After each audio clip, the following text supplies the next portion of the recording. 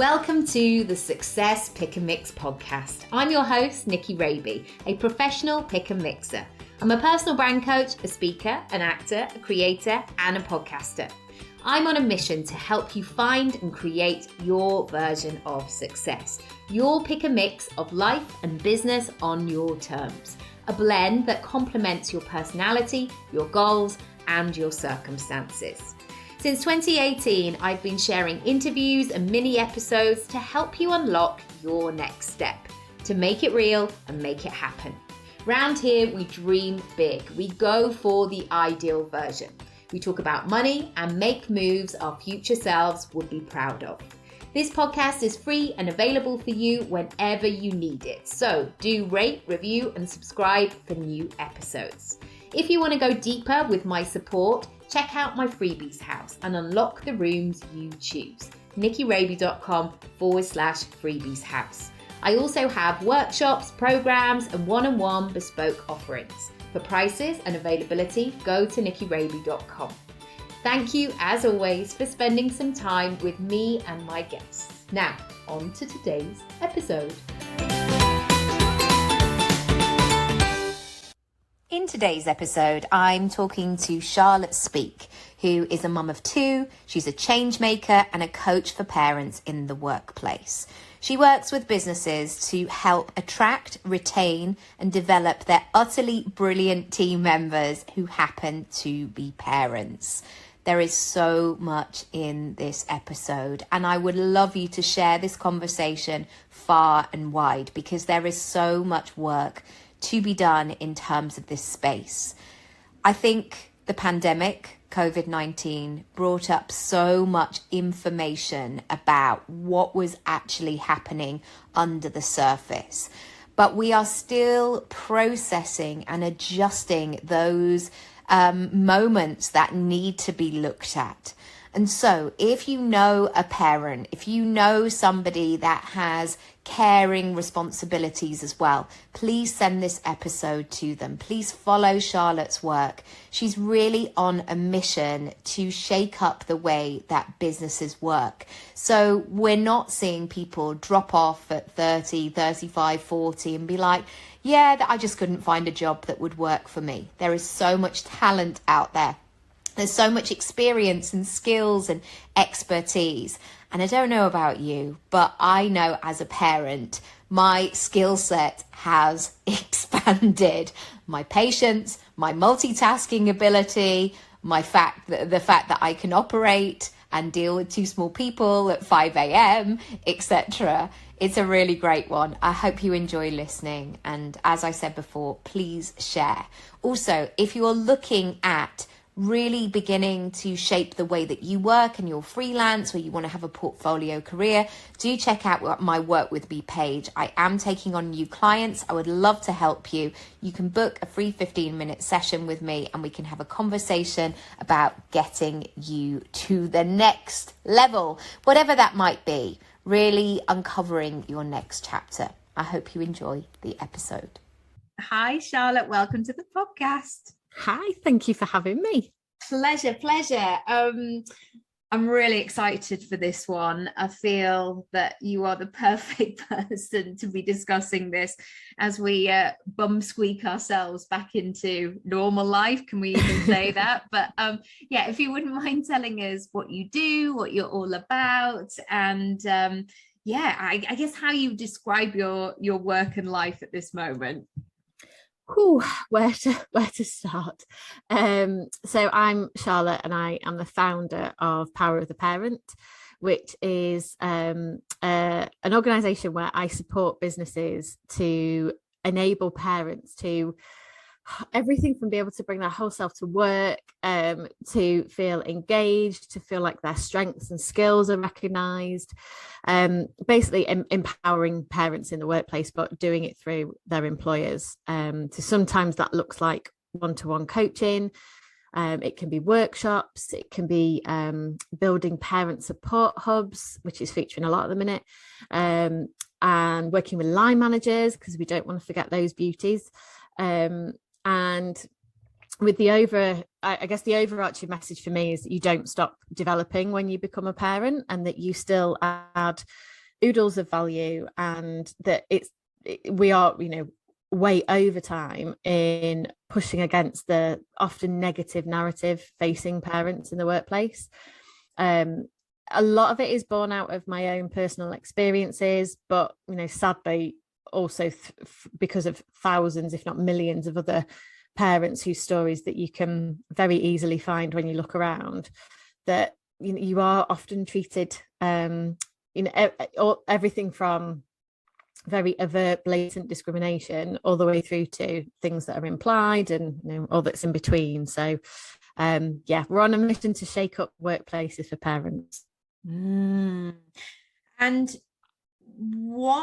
guess in a snapshot, what was happening pre-pandemic? What was the sort of conversation before, and how have things changed, and what has been the most, I guess, illuminating through that process? Because certainly from the outside, when I'm looking in, is terms like remote working, flexibility, equality, just throwing a few token phrases in, diversity, inclusion, discrimination. These are no longer things that just pop into the conversation if the shit really hits the fan. Like, these are things that need to be so integral to our everyday conversation, policy, the way that we operate. That's something that I'm just like, finally, there's almost a sense of relief for me.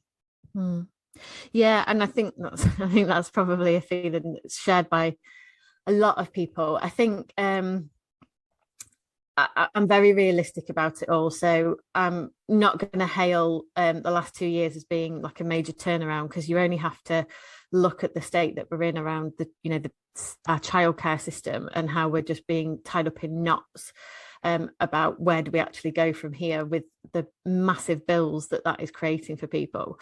However, what I would say is that there has been a shift and a change. I think pre-pandemic, there was a lot of piecemeal, let me be a shop window type approach, where you're putting your best stuff up front, and when you actually get into some of these shops, it's a little bit dingy and not particularly amazing type approach for a lot of organizations. And I think the anecdotes that I would hear and the realities that I would then come up against with clients, but probably mainly with people that I didn't end up working with, to be honest, it was always very much a we kind of want to do this to look good type approach. And it's just a terrible reason to want to support parents in the workplace, because you won't get far and it won't last.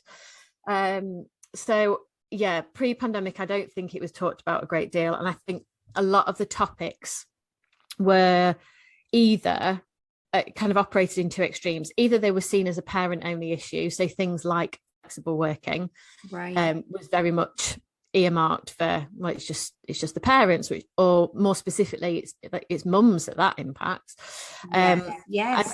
But at the other extreme, we kind of, I think we used to, and my background is in learning and development and talent management, so I would say at the other extreme, all of the topics that so things like imposter syndrome, or anything around well-being, or kind of building self-trust or self-belief or confidence, all of those kinds of things that lots of us will be familiar with in the workplace, of we'll go on this course or read this book, those types of topics were just really broad brushed looked at. And I think what I have seen in and certainly what I've been asked for more by clients in the last 2 years, is to look at those topics, but from the angle of being a parent.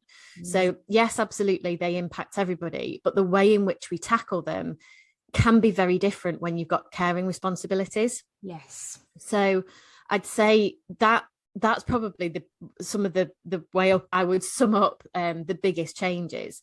I also think that I've changed, and the way that I'm working with clients has definitely changed. And I very much would go, to begin with, it was all about, can I get them to do a workshop, or can I get them to sign up to 6 workshops or something like that? And I would very much focus on individual activity. What I tend to do now is look for more strategic partnerships, where we can look at how do we infiltrate this approach across your entire culture and all of your practices and processes. So Ooh. Things like, yeah. So things like, talk to me about your talent life cycle. How do you manage talent within your business? Not necessarily talent in your acting world, but talent as in employees, where, how do you, when somebody isn't in the business, how are they being represented? How are you rewarding those people, because they still need to be part of your annual, or however often you do it, conversations around performance reviews and the salaries that you're dishing out, and bonuses and all those kinds of things. How do you make sure that you don't just appeal to one type of parent as well, because there are so many intersectionalities that cross and wrap around the world of parenting. Yes. That we've got a whole heap of work still to do, but I think that's becoming slightly more of a conversation that people, like, it feels uncomfortable, but I think it's meant to. And I think that's, we need to push against that, or face into it, should I say, because these are all issues that are still going to be here, that there is no quick fix to a lot of it. And I think that's probably the illuminating thing for me, has been having the belief and the trust in my message and myself to say to a client, this isn't an overnight success type situation. Yeah. And that can feel really uncomfortable when we live and work in a world that praises speed and slickness and getting everything done. Screenshot and the Instagram photo. Yeah, all of that, like, do these 5 things and this will happen immediately overnight. I am a lover of sharing things like top tips and the 3 big insights and all that kind of all of that kind of stuff. Massive supporter of it, but not as a tool to get a quick fix, because a lot of what we're talking about in this space, it's systemic and it's cultural and it is different by every single organization.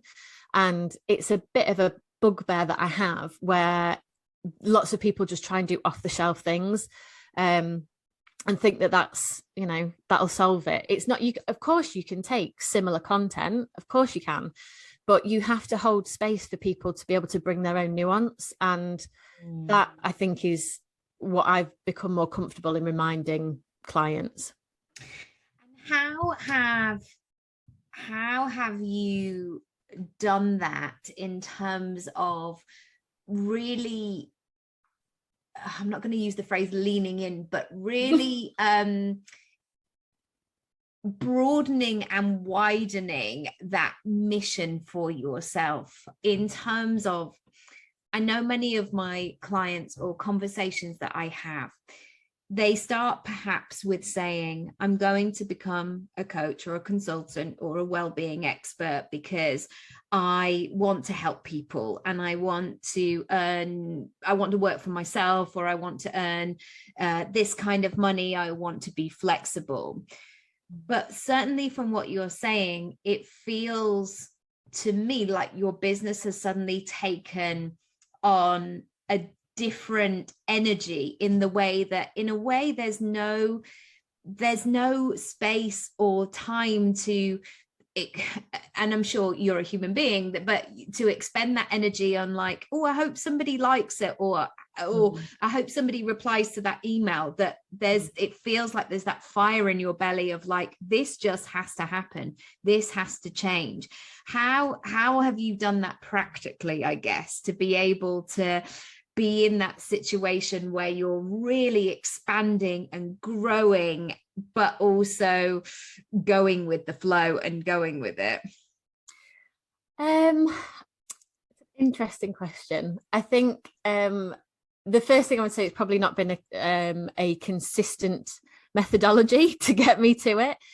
But I think one of the things that has massively helped me is recognizing how much of a reflector that I am, and how I treat my time, because, and some of this is newer, some of it is probably, you know, from a couple of years ago, and I think how I thought about my business when I first set up was, I was a total rabbit in headlights, and it's a very heart-led business. I set up because of my own experiences, like first and foremost, at the point where I hadn't coached anybody as in the realm that I was wanting to be in.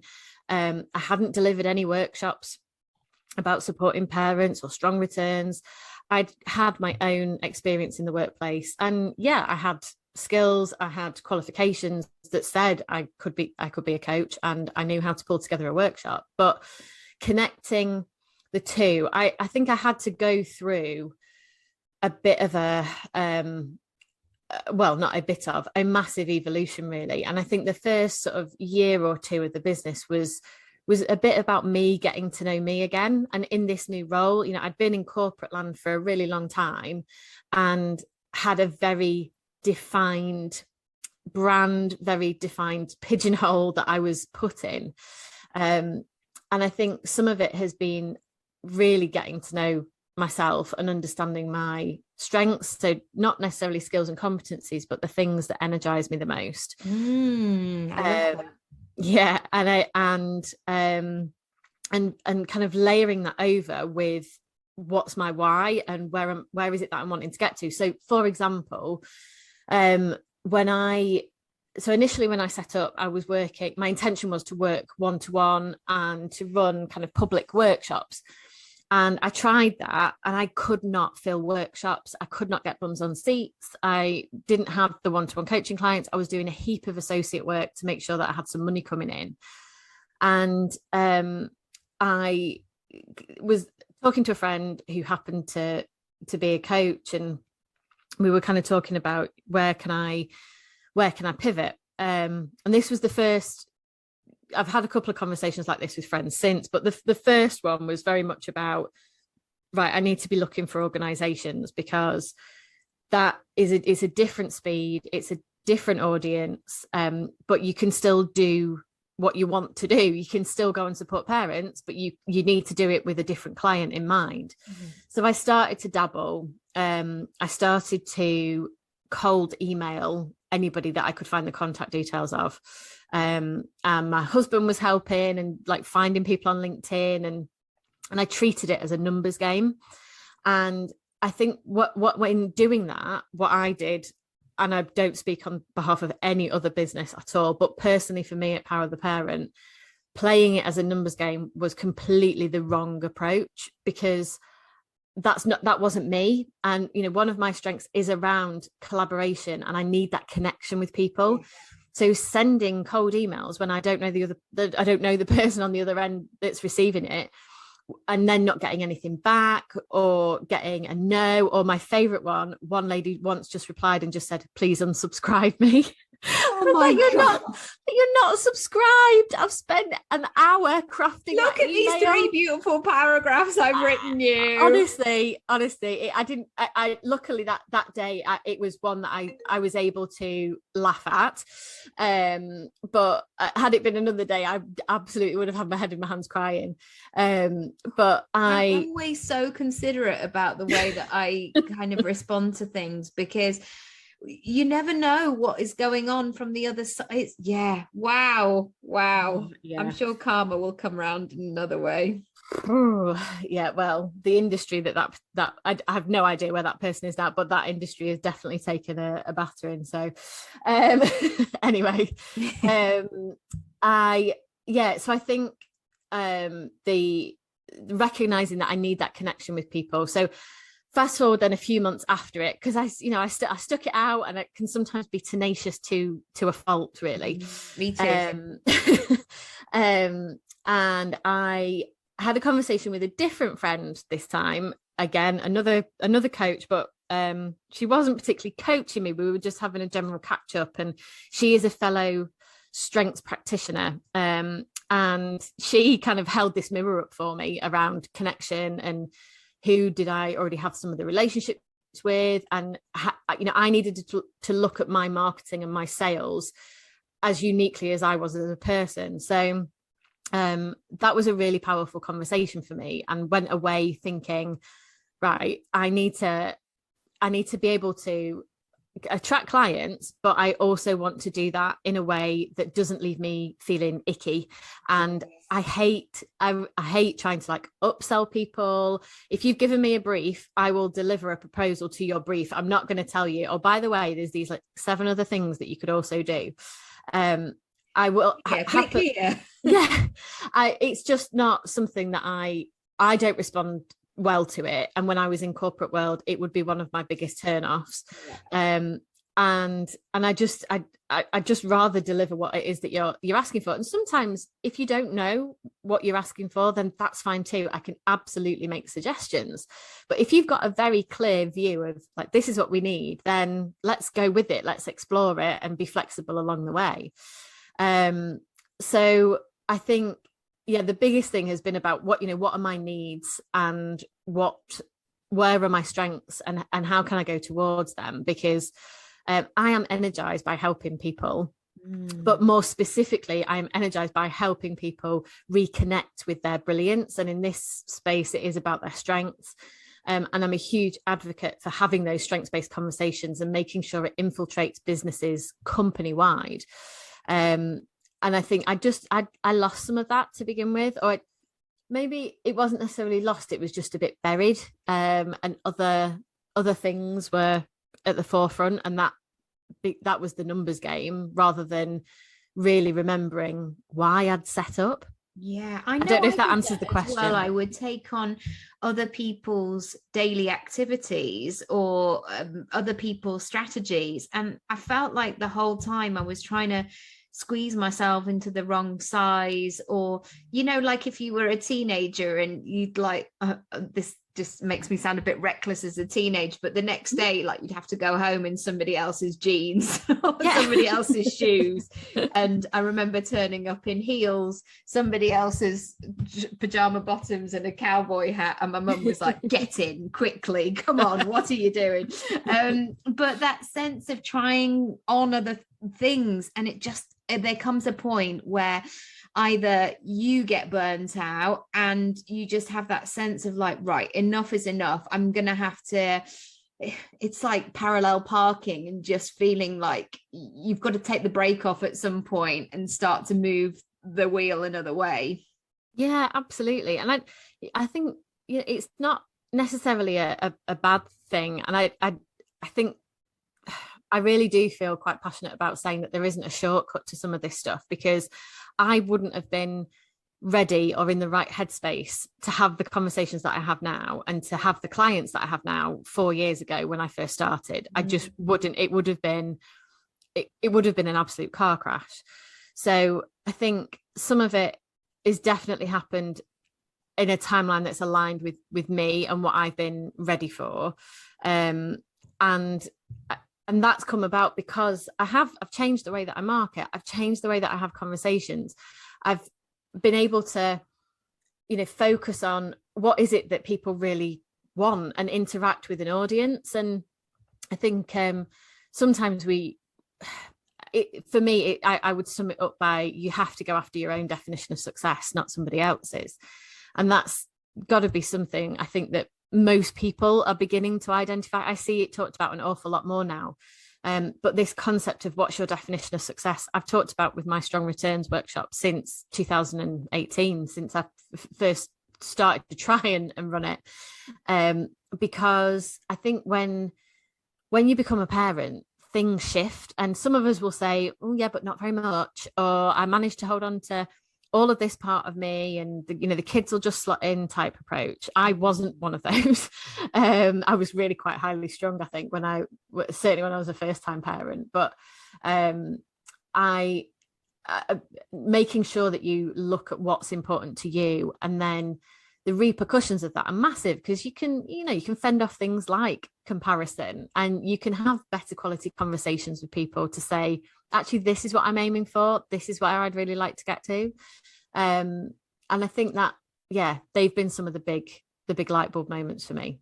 Yeah, and that sense of, as much as things look good on paper, and when people say children will just slot in, or oh gosh, my children have just slept from being 6 months or 2 months or whatever it is. Mine did not do that. But it was that sense that then sometimes life throws a curveball, or if it hasn't done yet, you haven't been lucky enough or unlucky enough for that to happen, it will probably happen at some point. And I think that need to be a bit more human in the conversation is really important, because it just brings us together, and it has that ability to unite us and bring that connection. And I know for myself as well, like you said, that when you first have a baby, it totally and utterly knocked my socks off. I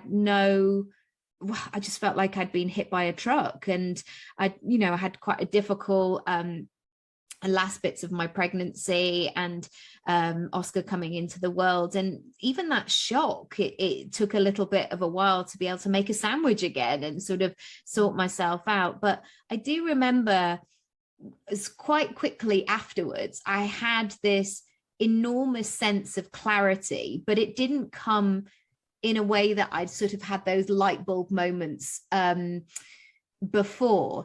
It came from, it almost felt like I had no capacity or no room in my head to contain things that I'd had before, because I needed to care for somebody else. I felt like all of these things were suddenly pushed to the surface. So I'm sure I'd go into the living room and say to my partner, like, I need this, I want to do this, like this needs to change, or I hate that chair. And it became very instinctive in that way. And I think when you become a parent, that intuition or that voice, sometimes you can ignore it and not listen to it, but sometimes you just can't anymore. And so everything does have to shift through that process.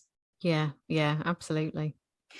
And in terms of looking after yourself and going through this growth period, how has that been for you? And also during a pandemic, of having business growth and opening up new conversations, have you been able to have that sense of, I guess, that time for yourself, or that boundaries? Have you been tested? What's kind of come up? I've definitely been, the old boundaries have been tested, and they've been creeping. I only ask because your email signature is absolutely golden. Please do email Charlotte and receive it, because when I read it, I was like, yes, Charlotte, that is so good. Thank you. I like an email signature, and I like an autoresponder to manage people's expectations, and to kind of appease myself as well. Yeah. So my boundaries massively shifted, and I use myself as an anecdote actually in my workshops now, because I think boundaries get a bit of a bad rep sometimes for being restrictive and all about saying no, and they're just not that. There's so much, they hold a lot more beauty than that. They are about protecting yourself and doing, being that moral compass for you. But I think it's also about what you want to invite in and what you do want to say yes to. And I love being able to have conversations around, right, how do you map your energy during the day to your boundaries, and how can I use my strengths, and how does my focus and attention flip throughout the day, and therefore what does my boundary need to look like? So basically when we had our first lockdown in the UK in March 2020, I went from hating doing any sort of work in an evening and massively avoiding that, to having 2 small children at home, one that needed homeschooling and was like, she was 5, almost 6, and the youngest, who she turned 3 in the first weekend of lockdown. So I had no desire to be some sort of nursery practitioner, but that kind of had to happen. So we did a lot of playing the shopping list game. Other toddler toys are available, but that one is a great one. Open-ended play, isn't it? Yeah, and it was quite good because it was one that we did across FaceTime with grandparents and great grandparents and got people involved. So that was good. But the boundary there for me became I had to shift the time of day that I was working. My husband worked in a job that it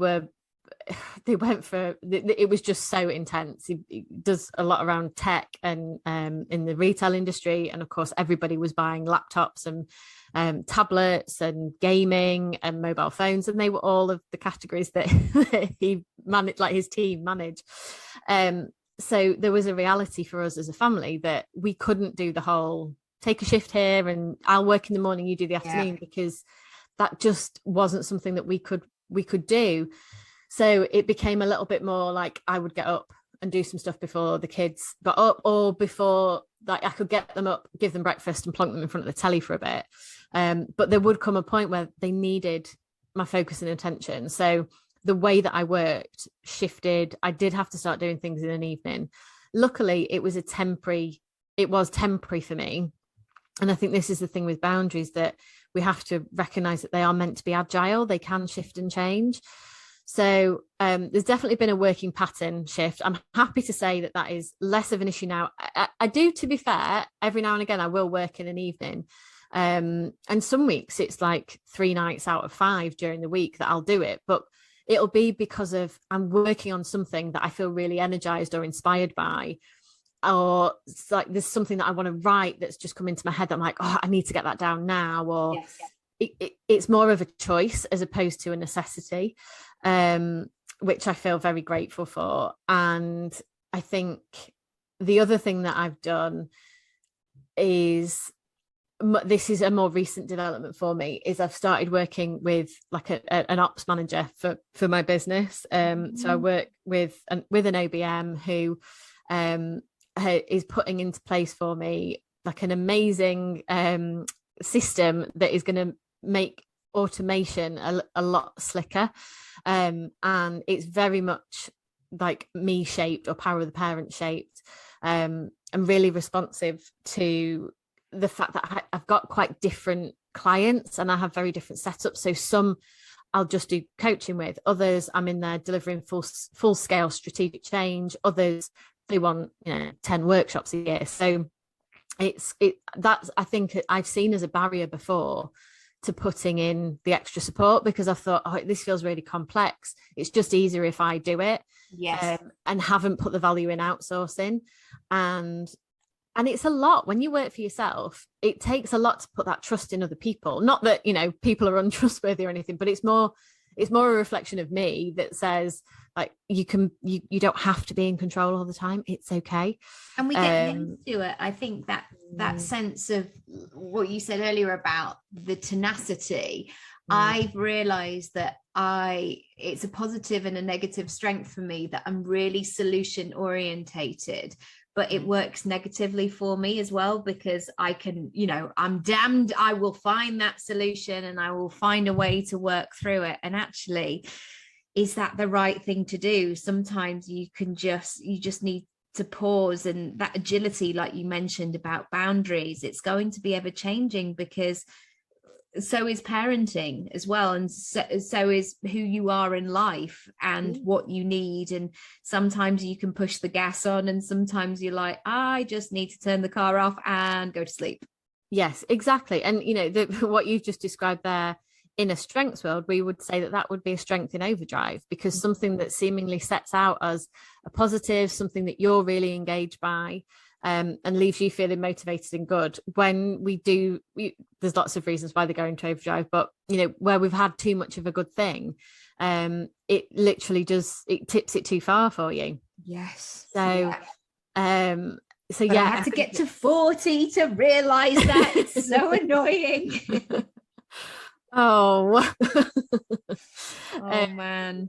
I heard somebody say the other day, like turning 40 is like a system upgrade. And I'm like, oh yeah. And there's certain things it's like, you just need to delete that. You just need to delete it because it's slowing everything else down. And I'm like, I don't want to delete it though, because it's been with me this whole time. And oh wow. Yeah, it's interesting. Yeah. I think it can sometimes be like reset, I think, is a word that I use quite a bit.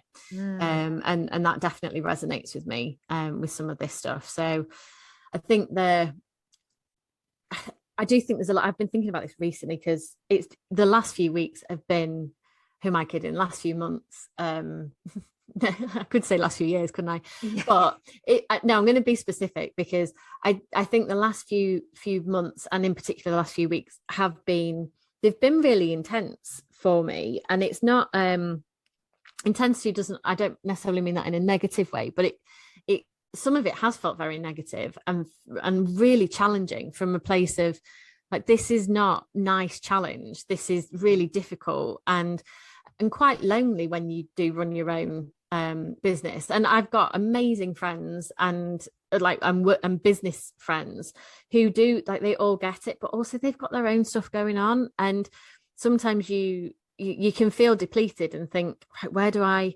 go from here? And I posted a story on Instagram earlier this week, and I worked from our spare bed on Tuesday, I think it was, this week. And my youngest had been poorly on Monday. She hadn't slept really properly since Sunday night.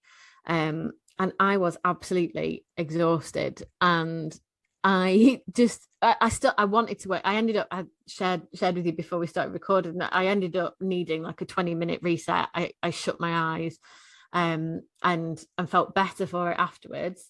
Not doing cartwheels, but certainly better. And the rest of the time I had some content to produce for a client. I was lying in bed doing it, or like sat up in bed doing it. And I'm really happy with the work that I produced. I think it's brilliant. The client said it's really good. And that's something that I think I've had to reconnect with, is the simplicity in looking after yourself. That there's a lot to be said for looking at how can you work differently. What are some of the small things you can do for yourself? Because actually the small things have a massive impact. And that's something that a bit of me wishes I could go back and say that to me at least 4 years ago, probably like 24 years ago, really. But I think that's something that we've got to talk about more. I don't believe that you have to bare your soul on social media, and that you have to show, you don't owe anybody anything. And I think you kind of said it before when you're asking me a question about, how do you get to that stage where you're sharing things and you don't really care how many likes or views it gets. And I think that I have got that sense of peace. And I think some of that probably is just a bit about growing up and a bit about age. And maybe it's not age and growing up. Maybe it's just a different kind of maturity, which, doesn't always go hand in hand, does it, with age? But I think there's an element of knowing, why are you doing this? I'm not doing it to go viral and have 1 million views on whatever social media platform. I'm doing it because I know, and I do know, that this contributes to my overall why of creating better workplaces for parents. And whatever the tiny steps look like to get there, it's still a step in the right direction. And I'm absolutely progress over perfection all the way. Absolutely. And you have to be in the game, I think, and working it out. And again, that has brought with my own business that I've had to learn compassion and kindness and patience and all of those things that I would like to think that I'm teaching my children all the time. But again, being a parent, it's almost turned all of those things back to myself, because I want to be a conscious parent and I don't want to give, I mean, I'm sure I will, but I'll pay for their therapy bill, it'll be fine. But like, I don't want to give my children stuff that is unresolved, because I need to not bring it with me. It's not useful to me anymore. And the fact that, again, that's the moment of learning a way to work and to be able to do things. Because in my 20s, pre-children, if I'd had a big night out on the Sunday, I'd be like, I'm just going to relax all day. And I would have no, because I was giving myself what I needed, which was usually some carbs and tea and sugar, and I felt no guilt about it. But I think I've made a shift in the way that when I have childcare, I don't always feel like I have to build and grow and develop and always be doing those things. I can be much gentler. And now I will do those things of like, I'm going to read a book like for the first hour today, because I used to just, certainly when I just had Oscar, that I used to drop him off at nursery, rush back, grab some, it all just felt very, speedy and not in the moment. And I just felt like I was cramming all the time. And that doesn't feel good after a while. No, not at all. So where do you want to go next? What's bubbling? Where are you feeling pulled to? Definitely holiday. Yeah. Just some headspace. So I think there's probably a few different strands to it for me. Immediately when you say it, I'm taken back to some of the way that I made notes when I did your jam and plan a couple of years ago. Where I had like a topic in the middle and I had loads of different things coming off it. It was, headspace is definitely one that features straight away for me. I want to invest more time in my professional development. I am a coach, and sometimes that can feel really intense. I have supervision, but I want to do more with that and expand my practice. So there's definitely a bit of focusing on me that I would like to do between now and the end of the year, and hopefully I can find the time to do that. I want to work with partners who want to go down more of the strategic conversation route. So for existing clients where that's not happening, I'm hopefully going to get them into that frame of mind. And then whenever there are new conversations that I have with clients, I want to lay my cards on the table from the offset to say, this isn't just going to be a piecemeal workshop type approach with me. Absolutely, I can come in and deliver you a workshop, but you'll also get a load of narrative about why you need to look at your performance management life cycle, and why you need to be looking at your policies and your line manager training, all of those kinds of things. I think I want to craft some more quality time with the kids, and I've started doing that, but I've been in transactional, being the default to do like taxiing, and I think just being a bit on autopilot. And I want that to stop. And autopilot might be okay every now and again, but that is not going to be my mode of operating as a default in the slightest, because that's not a nice version of me. So I think very much spending more time reconnecting with myself and with the kids. I think they're some of the directions that are going to get some of my focus and attention. And I love that they weren't all to do with business as well, because also they'll be interlinked. Like if you're feeling good at home, if you're feeling that you've got your cup topped up, like it spills into everything that you do. And as I was saying in another podcast earlier, is that we want to show our children how they can treat themselves. I'm sure I watched my parents kind of delivering and doing things, and we didn't have internet or anything like that at that time, so it's like, I've got to drop this thing round, I've got to phone this person, I've now got to go to their house and have a meeting, and it was just non-stop. And I'm sure I inherited, observed and embodied some of that. But going forward, my son who's 6 always wants to talk about, let's have a slow day today, which is one of those days where you basically hang about, in your jimmies or your pants, whatever you like. Usually my daughter's just wandering around in just pants, and we watch telly, we have a nice bit of food, we might have a wander out, but nothing too taxing or stretching or things. And actually that time together is really key, so you feel like in the mix of busyness of life you've got a bit of downtime too. Yeah, absolutely. I'm 100% there for that. Absolutely. So if people want to come and find you, or they're in an organization where they're like, oh my gosh, this is what we need, come on now, what's the next course of action that they should take? So the best place to start is probably my website, and that is power-of-the-parent.com. And I also hang out on LinkedIn, both as Charlotte Speak, but also I have a company page for Power of the Parent, which is just Power of the Parent Limited. And if you're a parent and you want to come and listen to some kind of top tips or anecdotes and story sharing, all that kind of stuff, then you can come and find me on Instagram, where I am at power.of.the.parent. And yeah, there's lots of stuff on there as well.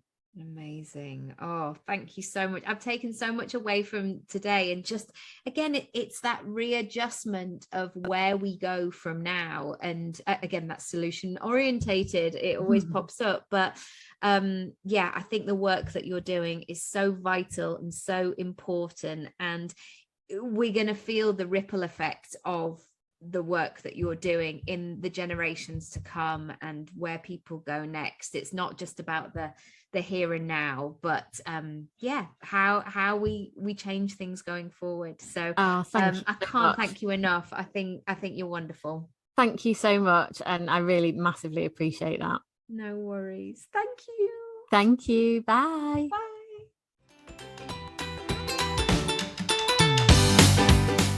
Thanks so much for listening to today's episode. If you haven't already, feel free to rate, review, and subscribe for all the brand new episodes. If you want to go deeper with my support, check out my freebies house and unlock the rooms you choose. nickyraby.com/freebies house. I also have workshops, programs, and one-on-one bespoke offerings. For prices, availability, or just to have a chat with me, go to nickyraby.com. Thank you, as always, for spending some time with me and my guests, and I'll see you next time.